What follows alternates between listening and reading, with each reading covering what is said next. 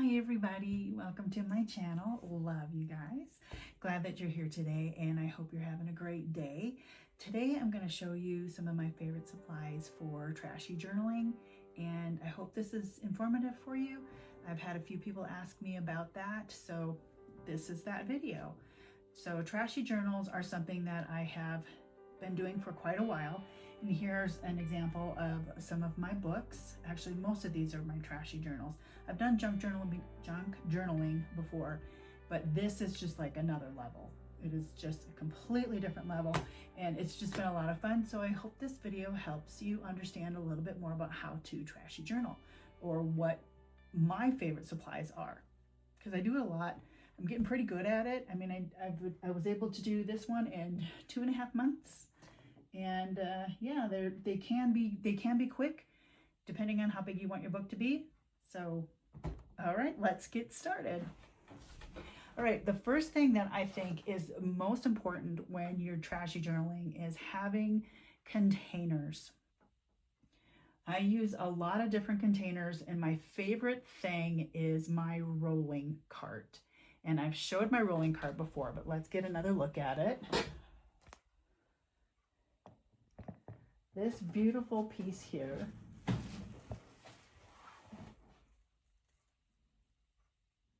is it's just like a laundry shoe rack or something to that effect. It has 3 shelves. And this thing is basically my containing system for all of my supplies for all the trash, all the junk that I use to put in any particular book. Now on this cart are several containers already. I have lettuce containers from spinach lettuce containers type of thing. Those are really great to use as containers. I've got 1, 2, 3 of those, and they house different sections of my trash. And I have a big bin here for the very largest of my trash, and they also house potential books. Also, I have on this tray or rolling cart, you can get these extenders. So I have these little trays that go on the bottom and then on the side they just kind of clip on, and so it's really nice to have those.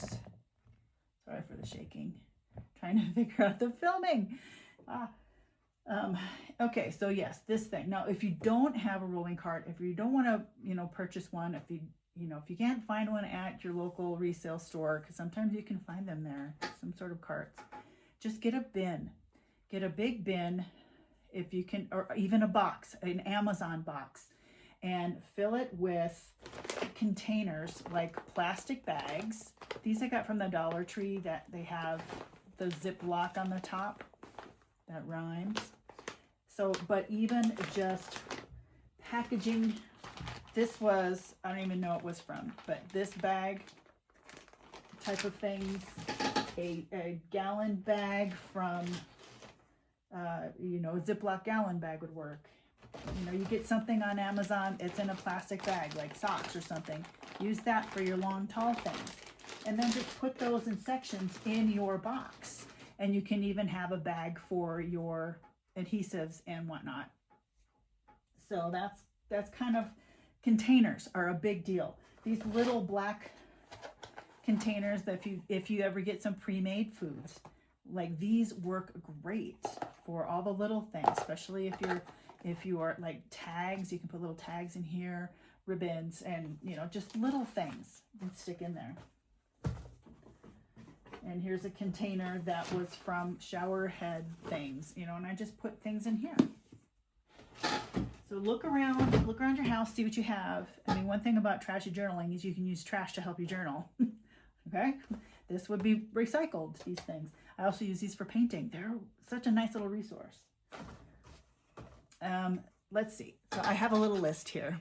So containers are a big deal. Tub for big stuff, small containers and tins and things for smaller things.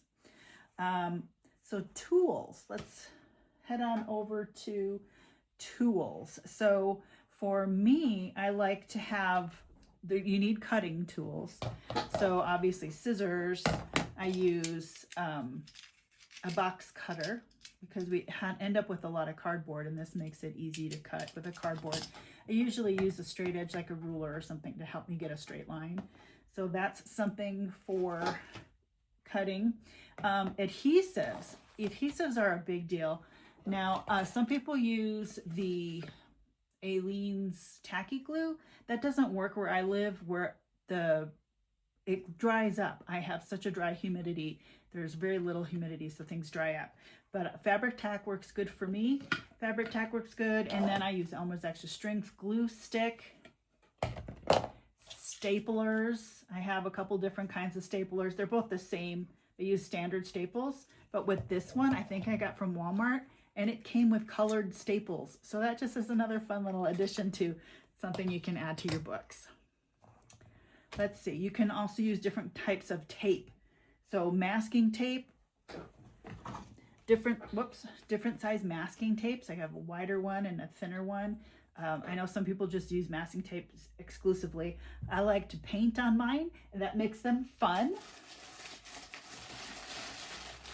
So that just gives it another level of creativity. So paint on your tape, or draw, or whatever on your tape. And then I like having duct tapes. These are fun. Now, they don't come in a lot of different variety. I bet you could find more on Amazon, but like at Walmart and stuff, they only have like 2 or 3 different kinds. Or you can get just this plain colored kind. That makes it fun too. You can get neon colors like green and orange and yellow. Those are fun. But I like the printed kind. So duct tape. Double-sided tape. You can use this for so many different things. You can add scraps to them and end up with a really cool little, like a fabric washi tape or a paper washi tape as an adhesive or a decorative element on the edges of your book pages. Double-sided tape. And I have a couple different sizes of that. I have a really narrow one and then this thick one. But the narrow one I've noticed doesn't last very long. So that is just something to remember. So, and then, let's see. Clear packaging tape. Now definitely can get this at Walmart. And this is really great for taking your plastic packaging, or duct tape too, but taking your plastic packaging and putting your, making them signatures or pages by just connecting them with that.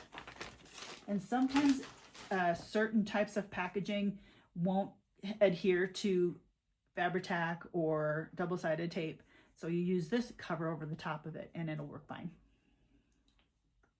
So that's adhesives, tapes, and let me think here. You can also sew things in if you have a machine, or if you want to do some hand stitching. That's always a nice touch. Let's see.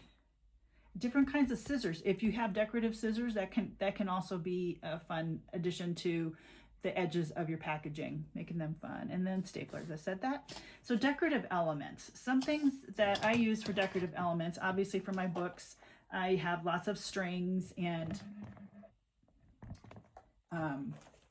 ties, yarn. This one actually I sewed in with the baker's twine, fabric scraps, ribbon, that kind of stuff. Here's some packaging that is added. This green stuff, let's see, this yellow stuff was from the top of a potato bag, I think.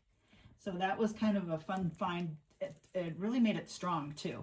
So when my signatures are usually just put in with like a sticker or a strip of fabric or yarn or string. This is an old shoelace. So if you have shoelaces laying around, use those.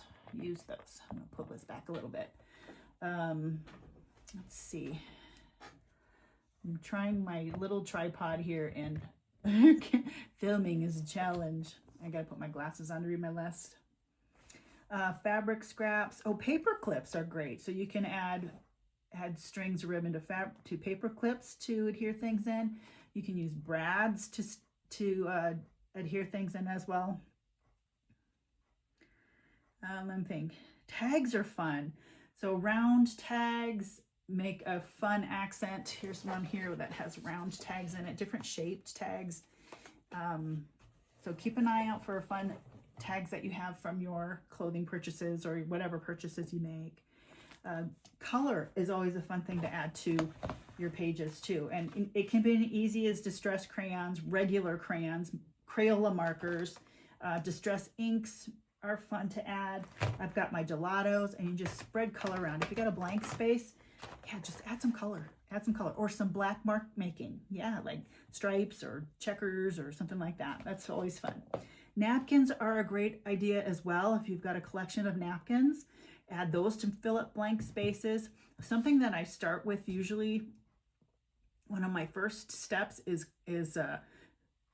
breaking up the blank space on the backs of the packaging, because you always have the color on one side, you know, the packaging labels and all the pretty artwork, but then on the other side it's blank. So what do you do with that? For me, I like to put something on that. I like to fill it with some color, so that can either be a label, that can be napkins, that can be used paper towels from painting. That's always fun too. Or you can just draw on it. You can color on it with your whatever these are. So that's something that I use to break up blank space. Fillers can also be lots of packaging, lots of the, you know, stickers on your fruit and vegetables, tags, wallpaper, if you've got wallpaper left over from, you know, a remodel or something. I know I still do from 6 years ago. I still have some up in my closet. I'm looking at it. Painted papers, mail, any kind of mail. And the thick mailers make great tags for pockets. Bags, any kind of bags that you have. Like these little bags. Or, let me think here. I've got a couple of these little bags, these kind of things. All this stuff can go in.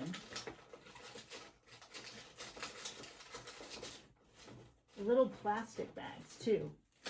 No, that's not what I want. Oh, cardboard. Yeah, use some cardboard. Peel apart cardboard. It really makes a cool effect.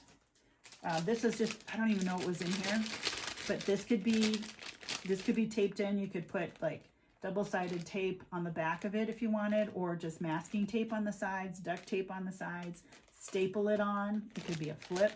These, you know, and then whatever you want to put on the inside. You can draw on it with some sort of like a Posca pen or a paint pen or just paint, and you've got a really fun decorative element and a useful pocket. What else? What else? What else? Bags, paper. So those are my main things. And like I said, if you don't have a large space to work, you can just get a big box of some sort and some plastic bags, and then just start collecting things into those. And you can have a bag that has your large items in it for signatures, such as your mail or your box packaging.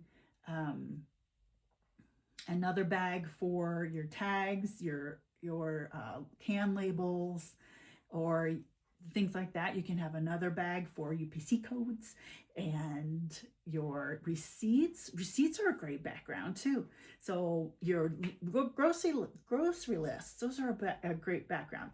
So those are kind of what I use to create my books. And my space, I have a table, I have a room. If you don't have a table, or if you don't have a room, I'm sure you can find a little table somewhere.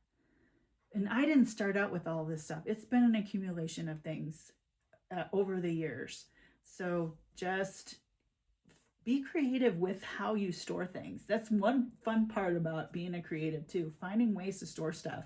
It can be its own creative kind of fun. All right, any questions, leave them below. I will be happy to answer them. And as far as the journaling part is concerned, for me, in my last video, I showed a lot of pages where I did a little bit of journaling, and it's basically just what the packaging's about.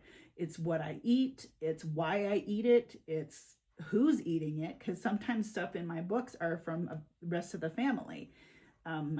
The tea bags my husband uses for his kombucha. Those are in there with a little note that says, my husband makes his kombucha with this. My flax oil sticker, that is a note on there that says, I put this in my smoothies every morning, and my husband uses it for the seasoning of the Dutch oven for his very lovely and very wonderfully smelling and tasting sourdough bread that I'm not supposed to have right now, but I do sneak a bit here and there. Don't tell my doctor. Don't tell my body. Okay, I guess that's it for this video. Like I said, any questions, let me know below. I'll be happy to answer them for you. And or any ideas that you have that might make the process even easier. I would love to know that. Okay, you guys, that's it for this video. Love you guys. I hope you're having a great day. Take care, and as always, God bless. Bye-bye.